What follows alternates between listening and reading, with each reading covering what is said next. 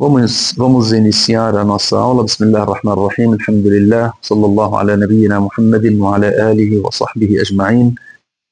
سبحانك لا علم لنا إلا ما علمتنا إنك أنت العليم الحكيم ربنا افتح بيننا وبين قومنا بالحق وأنت خير الفاتحين. Em nome de Allah, o Clemente, o Misericordioso, que a paz e a bênção de Allah estejam sobre o profeta Muhammad, os demais profetas e seguidores e mensageiros. Nós continuamos com a biografia do profeta Muhammad sallallahu alaihi wasallam. Estamos no ano 1 da Hijra, da migração do profeta Muhammad sallallahu alaihi wasallam. Só para resumir aquilo que foi passado no ano 1, porque nós vamos levar de ano em ano, porque são importantes esses anos que passaram em Medina, porque teve grandes regras na adoração, grandes regras no Islã, que Allah subhanahu wa ta'ala revelou ao profeta Muhammad alaihi salam, acontecimentos que foram ordenados por Allah e pelo profeta Muhammad alaihi salam, os fatos de como o profeta Muhammad alaihi salam ele formou o governo dentro de Medina depois da migração dele. Nós sabemos que os muçulmanos eles foram expulsos de Meca praticamente, então eles migraram e os incrédulos em Meca, Quraysh, eles não queriam deixá-los sair de Meca para não formarem um grupo ou pessoas que carregam o Islã para divulgar para as demais pessoas.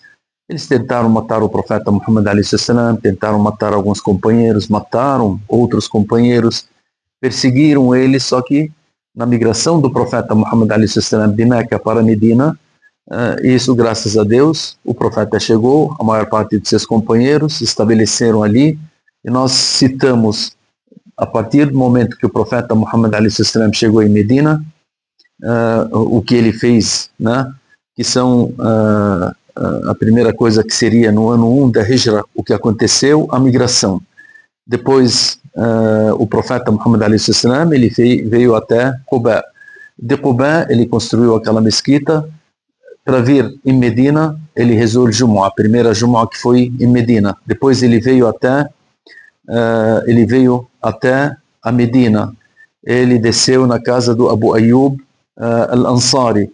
Esses são fatos que nós falamos já, só para vocês, para a gente repetir, para vocês decorarem esses fatos que são um atrás do outro, né?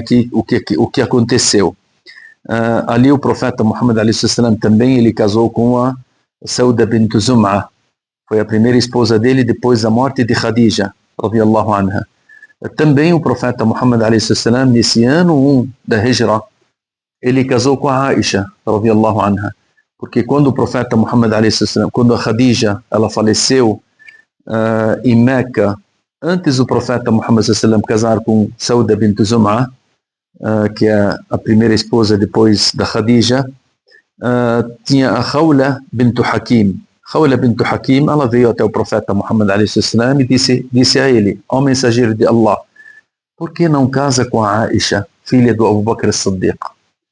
Também essa questão do casamento do profeta Muhammad sallam com a Aisha, muitas pessoas às vezes que desconhecem o Islã e eles querem colocar algumas dúvidas sobre o Islã, eles falam sobre esse casamento, da maneira que foi colocado o outro assunto, que a gente explicou antes da aula. Então a Khawla bint Hakim, ela foi até o profeta Muhammad sallam e disse a ele: ó mensageiro de Allah, por que você não casa com a Aisha, filha do Abu Bakr?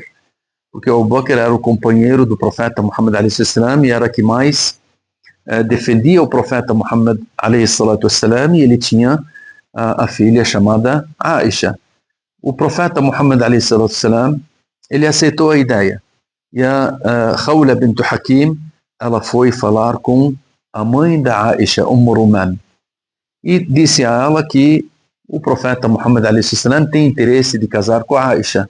Ruman, ela disse: a Aisha, ela foi pedida em casamento pelo Jubair ibn Mut'im.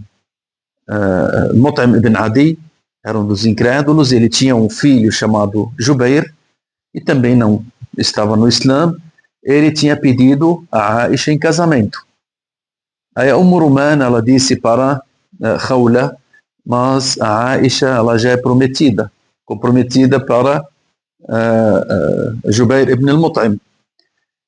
E o Abu Bakr, quando ficou sabendo, ele foi lá para al-Mut'im ibn Jubair, que seria o pai do Jubair, al-Mut'im ibn Adi, e disse para ele: vocês querem a minha filha? Vocês falaram que queriam a minha filha para o filho de vocês. A mãe do Jubair ibn al-Mut'im, ela disse: se o meu filho casar com a sua filha, com certeza você irá levá-lo para o seu lado, para o Islã. Então, eu não quero que ele deixe a adoração das estátuas para ir para a religião que você está seguindo. Abu Bakr, ele olhou para al-Mut'im e disse: você? Al-Mut'im, ele disse: eu tenho as mesmas ideias do que minha esposa também. Então eles desistiram da Aisha porque o Abu Bakr era muçulmano. O Abu Bakr, ele afetava nas pessoas quando recitava o Alcorão, que era revelado ao profeta Muhammad sallallahu alaihi wasallam. O Abu Bakr, ele decorava e recitava também. Muitas pessoas eram afetadas pelo Abu Bakr devido à sua adoração, às suas orações, aquilo que ele colocava em prática. Então eles deixaram a Aisha e não quiseram que a Aisha casasse com o filho deles, com o Mut'im. Aí o Abu Bakr, ele foi e disse para Khawla que aceitaria agora que o profeta Muhammad a.s. pedisse a Aisha em casamento. E o profeta Muhammad a.s. pediu ela em casamento, só que somente o profeta Muhammad a.s. casou no ano 1 da Hijra, depois da migração dele. Ele não casou em Meca. Tá? Então tem pessoas que falam: o profeta Muhammad a.s. casou com uma menina e tal, sobre a idade da Aisha, né? Então a gente fala para eles: em primeiro lugar, a Aisha, ela foi pedida em casamento antes do profeta Muhammad sallallahu alaihi wasallam. Isso era normal. Independente de, a gente não vai discutir a questão da idade porque há uma divergência em relação a isso. E se a idade da Aisha, o casamento do profeta Muhammad sallallahu alaihi wasallam com a Aisha não era algo normal, os incrédulos, nós sabíamos que eles queriam qualquer questão para falar do profeta Muhammad sallallahu alaihi wasallam contra ele. E em nenhuma hipótese, em nenhum momento, os incrédulos disseram algo sobre o casamento do profeta Muhammad sallallahu alaihi wasallam com a Aisha. E se isso era inadequado, então eles iriam falar e comentar sobre esse casamento. Então eles não comentaram, isso significa que aquele casamento era normal, e principalmente que tinha alguém dentre os incrédulos que pedia a Aisha em casamento. E naquela época não era proibido os incrédulos casarem com os muçulmanos e tal. Então a proibição desceu, foi revelada depois, em Medina. Como nós falamos, nós temos que seguir as ordens, como foi revelado o Corão, para a gente entender o Corão e entender a nossa religião. E aí no ano 1 da Hijra, o profeta Muhammad sallallahu alaihi wasallam, ele casou com a Aisha. Então esse também foi um dos acontecimentos no ano 1 da Hijra. A Aisha, ela foi uma das esposas mais importantes do profeta Muhammad alaihi wasallam. Ela é a pessoa que mais passou para nós hadith do profeta Muhammad alaihi wasallam.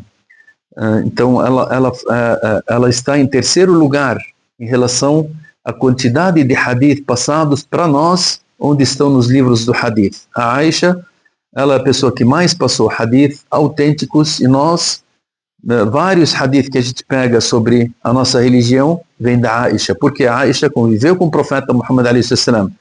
A Aisha, ela tinha uma importância para nós, que ela era uma pessoa muito inteligente, era uma pessoa que sabia profundamente sobre a gramática árabe.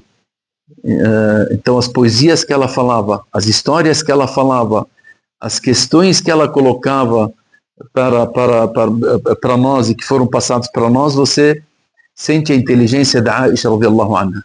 A Aisha foi a pessoa que mais passou hadith, a terceira pessoa que mais passou hadith para nós do profeta Muhammad alaihi wasallam. A Aisha foi considerada uma das 7 pessoas mais importantes na jurisprudência islâmica em Medina, depois da morte do profeta Muhammad alaihi wasallam. A Aisha foi citada pelo profeta Muhammad alaihi wasallam quando ele disse: aprendam a metade da religião de vocês dessa mulher, da Aisha. A Aisha, até ela tinha conhecimento em relação as descendências das tribos.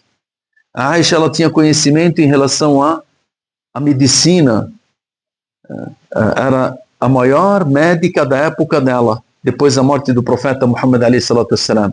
Como que ela aprendeu a medicina? Até perguntaram a Abdullah ibn Zubayr.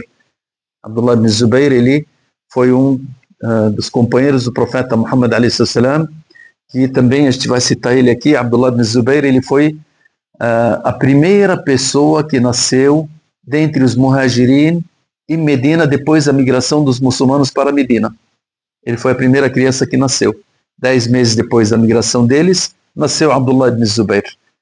Sendo que os judeus, quando o profeta Muhammad a.s. migrou para Medina com os muçulmanos, as pessoas diziam, os judeus, eles têm poder da feitiçaria, e eles vão enfeitiçar os muçulmanos para eles não terem filhos, para que eles terminem ali. Somente aqueles que estão vivos, na hora que eles ficarem velhos, vão acabar e o Islã acaba com eles. Então eles disseram que fizeram feitiçaria para os muçulmanos para eles não terem filhos. E aí, de repente, nasce Abdullah ibn Zubayr ibn al-Awwam, filho da Asma, que seria a irmã da Aisha, radiyallahu anha, filha do Abu Bakr. E os muçulmanos ficaram contentes que essa questão dos judeus disserem que vão enfeitiçar os muçulmanos para não terem filhos, já eis aqui um filho para os muçulmanos imigrantes que vieram de Meca para Medina. Eles ficaram contentes com o nascimento de Abdullah ibn Zubayr, levaram até o profeta Muhammad a.s. O profeta Muhammad a.s. ordenou que fizessem o adhan no ouvido direito e a iqama no ouvido esquerdo, e ele pegou um pouco de tâmaras que colocou entre os seus dedos e ele passou dentro da boca dele, na boca do profeta e depois na boca do Abdullah ibn Zubayr. E disseram que a primeira coisa que entrou na boca do Abdullah ibn Zubayr foi algo da boca do profeta Muhammad a.s. Isso é um grande privilégio para o Abdullah ibn Zubayr. Sendo que dos Ansar também, que depois da migração dos companheiros do profeta Muhammad a.s. de Meca para Medina, então também eles ficaram um tempo sem terem filhos, e de repente nasceu Nu'man ibn al-Bashir. Esse foi a primeira pessoa que nasceu em Medina depois da migração dos muçulmanos para Medina.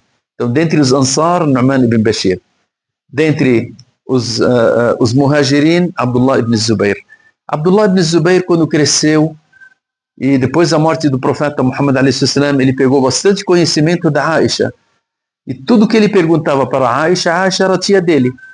A tia dele, porque a mãe dele e a Aisha são irmãs.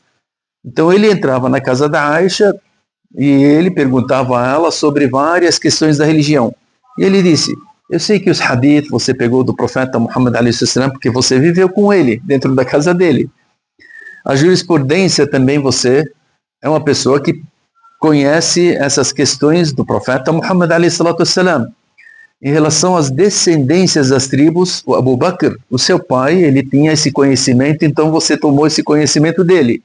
E você viveu numa tribo que seria Quraysh, que tinha a língua árabe, a linguagem árabe era profunda, e eram as pessoas que mais falavam a língua correta do árabe, porque a língua árabe ela tem várias ramificações. A mais perfeita era a de Quraysh. A mais perfeita era de Quraysh. Então a Aisha, ela viveu naquele meio. Mas a medicina, como é que você aprendeu a medicina? Abdullah ibn Zubayr perguntando para quem? Para a tia dele, para a Aisha. A Aisha, ela disse, quando o profeta Muhammad a.s. ficou doente, todas as pessoas que tinham algo sobre a medicina queriam vir para passar ao profeta Muhammad a.s. algo para ver se curasse o profeta Muhammad a.s. nos últimos momentos da vida dele. Então vieram os muçulmanos, os não muçulmanos, pessoas de fora, pessoas de outras tribos, e todas elas vinham na casa do profeta Muhammad a.s. para passar para ele receitas e questões sobre as doenças, e eles ficavam comentando ali sobre várias questões da medicina, e a Aisha dentro da casa do profeta Muhammad a.s. aprendendo. Então ela fez uma faculdade na realidade. Então ela fez uma faculdade dentro da casa do profeta Muhammad a.s., onde todos os médicos da época vieram até o profeta Muhammad a.s. e ela aprendeu com todos eles. Então ela teve aquele conhecimento amplo da medicina. Então a Aisha era uma pessoa que realmente o profeta Muhammad a.s. ele disse sobre ela que ela era uma das está entre as mulheres que se completaram, está entre as mulheres nobres que Allah subhanahu wa ta'ala escolheu. Allah subhanahu wa ta'ala revelou sobre a Aisha versículos no Alcorão Sagrado, na Surat An-Nur, falando sobre ela, sobre a posição dela, sobre a nobreza dela. Surat Al-Ahzab também foi citada a Aisha como uma pessoa, mãe dos crentes. Então a Aisha, ela tem uma nobreza bem alta e nós respeitamos a Aisha porque ela é a nossa mãe, a mãe dos crentes, como Allah subhanahu wa ta'ala citou no Alcorão Sagrado. O profeta Muhammad alayhi salam, ele amava a Aisha de uma forma diferente das demais pessoas. Até quando foi perguntado para o profeta Muhammad alayhi salam: ó mensageiro de Allah, qual é a pessoa mais amada para ti? Isso foi perguntado por um dos companheiros do profeta Muhammad alayhi salam, pensando que o profeta Muhammad alayhi salam iria falar sobre os homens. Ele estava perguntando sobre ele, sobre Abu Bakr, Umar, Uthman, Ali, os grandes nobres homens, porque ali era um momento de eles saberem quem que o profeta Muhammad alayhi salam amava e gostava mais, quem que estava em mais práticas da religião muçulmana. E aí esse companheiro do profeta Muhammad alayhi salam, ele perguntou para o profeta Muhammad sallam e disse: ó mensageiro de Allah, qual é a pessoa mais amada para ti? Ele disse: Aisha. Até o companheiro se assustou, ele disse: não das mulheres, dentre os homens. Ele disse: o pai dela, o Abu Bakr. Ele disse: depois, ele falou, depois dele é o Umar, depois Uthman, depois Ali. Então o profeta citou a Aisha em primeiro lugar. Então a Aisha, ela era a pessoa mais amada para o profeta Muhammad sallam. E nós sabemos que quando o profeta Muhammad alayhi salam faleceu, ele pediu para as suas esposas que ele ficasse na casa da Aisha. E ele permaneceu os últimos momentos da vida dele na casa da Aisha. Isso nós vamos ver também futuramente, vamos estudar sobre isso. Ele morreu com a cabeça dele no ombro da Aisha e no colo da Aisha. E a Aisha ali também, ela estava cuidando do profeta Muhammad alayhi salam nos últimos momentos da vida dele. Então a Aisha, ela tem uma importância grande na vida dos muçulmanos, na nossa crença também. Então por isso que uma pessoa diz para a Aisha, uma pessoa disse que odeia você, a Aisha, e ele disse que você não é a mãe dos crentes. Ela falou: ele está com razão, porque quem me odeia, ele não está entre os crentes, porque eu sou a mãe dos crentes. E os crentes, eles têm que me amar, porque o profeta Muhammad alayhi salam ordenou os muçulmanos que amassem ela, como uma mãe. Então ela é a mãe dos crentes. Por isso que nós temos qualquer pessoa que falar mal da Aisha, a gente descarta essa pessoa, a crença dessa pessoa, a ideologia dessa pessoa, tudo que essa pessoa faz, a gente fala: olha, você está fora daquilo que o Islã determina na nossa vida. Então a Aisha, ela tem tanta importância que foi citada no Corão como uma pessoa nobre, citada pelo profeta Muhammad alayhi salam como uma pessoa nobre, citada nos hadith. A maior parte dos hadith que nós aprendemos a nossa religião foi através da Aisha. Por quê? Porque o profeta Muhammad alayhi salam nos ordenou a fazermos ou a pegarmos o ensinamento dela, através dela. E ela realmente era enobrecida pelos companheiros do profeta Muhammad alayhi salam. Todos que conviveram com ela sabiam a importância da Aisha radiyallahu anha. Então o profeta Muhammad alayhi salam, ele se casou com a Aisha no primeiro ano também da Hijra. Também em relação às orações, nós sabemos que as orações antes da ascensão do profeta Muhammad alayhi salam no Isra wal Mi'raj, a oração não era uma oração que era organizada, assim, de você rezar o Fajr, Dhuhr, Asr, Maghrib, Isha, da maneira que nós rezamos. As orações eram que o profeta Muhammad alayhi salam, Allah subhanahu wa ta'ala ordenou ele a rezar durante as noites. Os companheiros também do profeta Muhammad alayhi salam rezavam, também praticavam algumas orações à noite.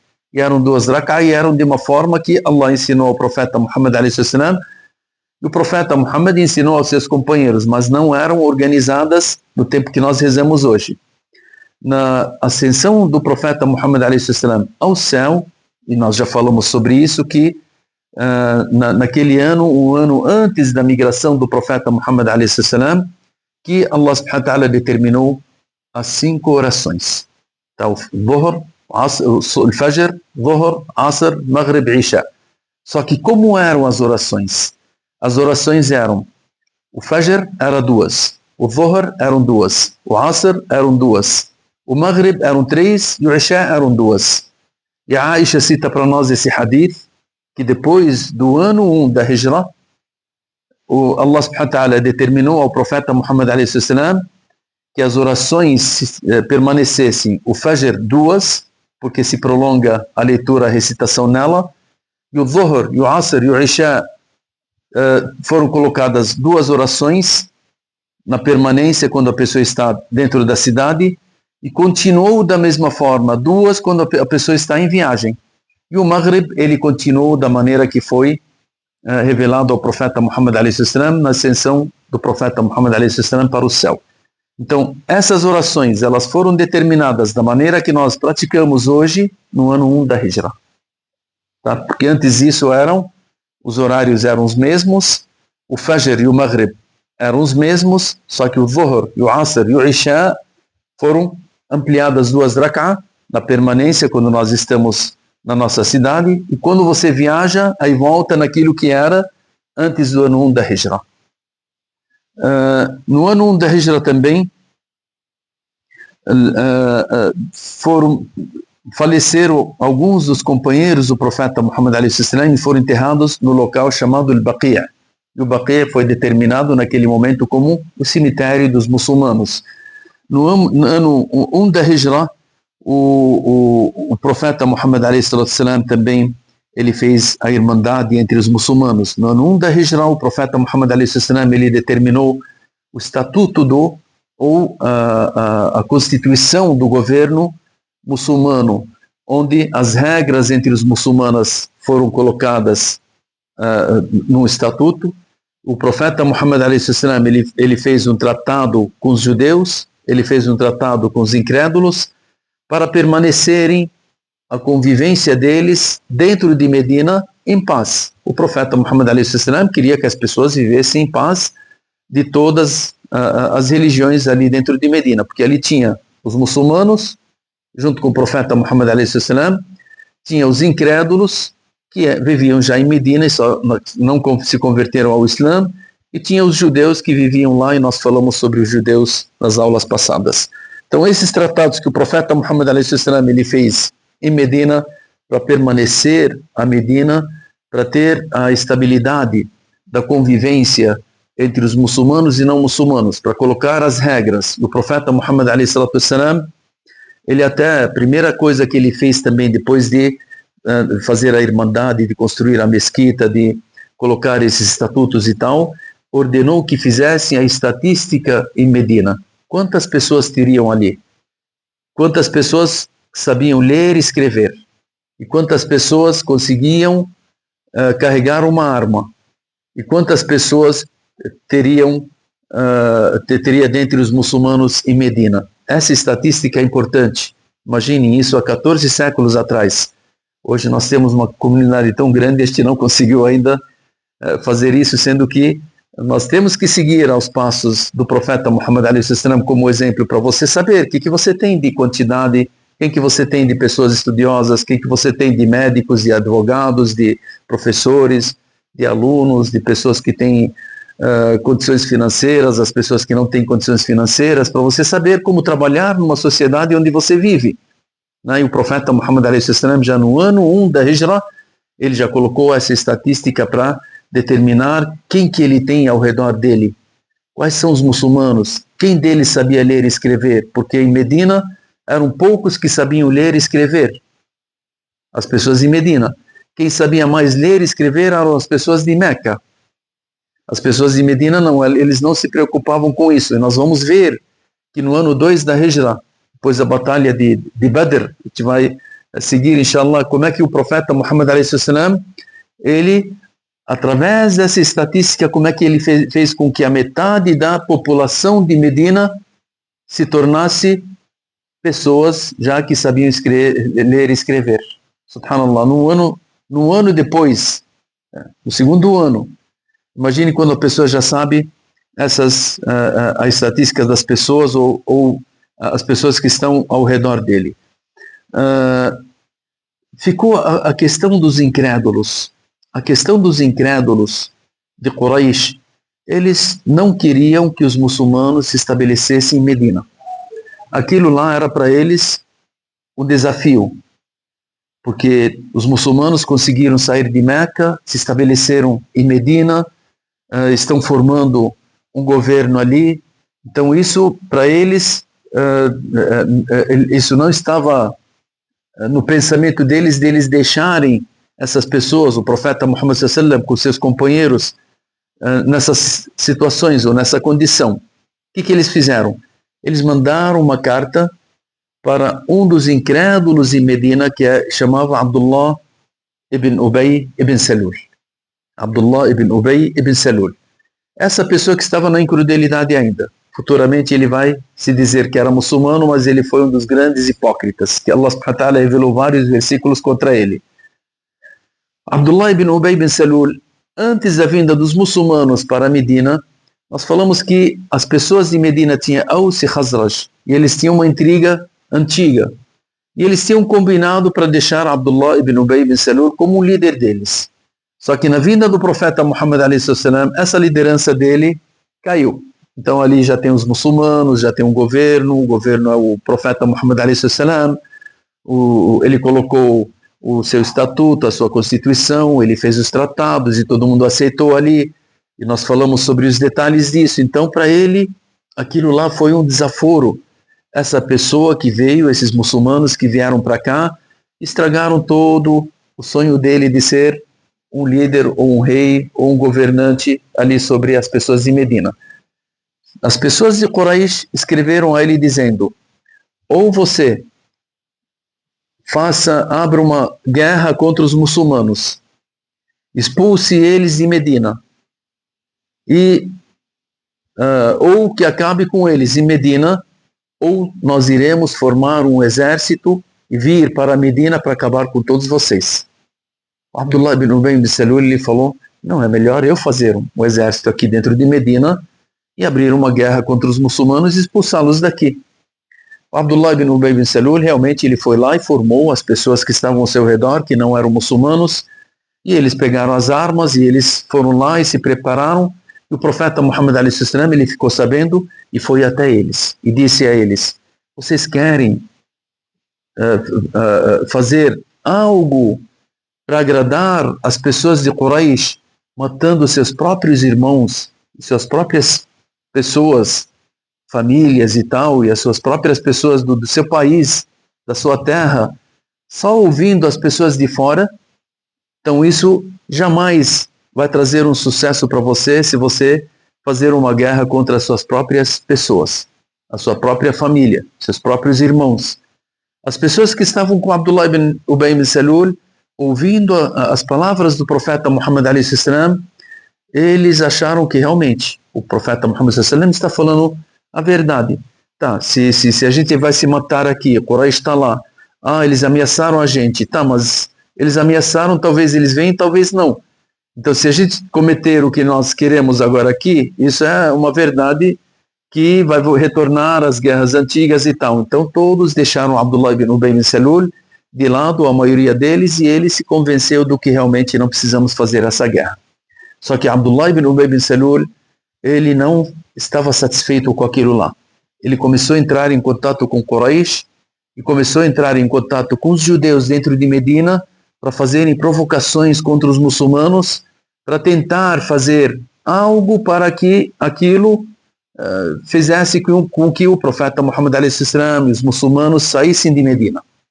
Vai ter muita história também dele em relação a isso, que Allah subhanahu wa ta'ala, ele cita isso dentro do Alcorão Sagrado. Até que Abdullah ibn Ubay ibn Salul, o seu relacionamento com as pessoas de Quraysh fez com que o Quraysh estivessem sempre preparados e que eles sabiam que já tem alguém dentro de Medina que poderia ajudá-los nas informações, nas questões de que eles poderiam fazer, se eles quisessem atacar, onde que estaria o profeta Muhammad a.s., o que ele estava fazendo.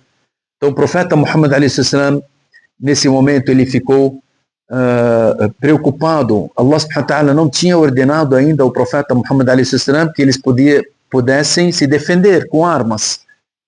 No ano 2 também, que Allah subhanahu wa ta'ala determinou, num dos versículos do Alcorão, que os muçulmanos pudessem se defender. E aí o profeta Muhammad a.s.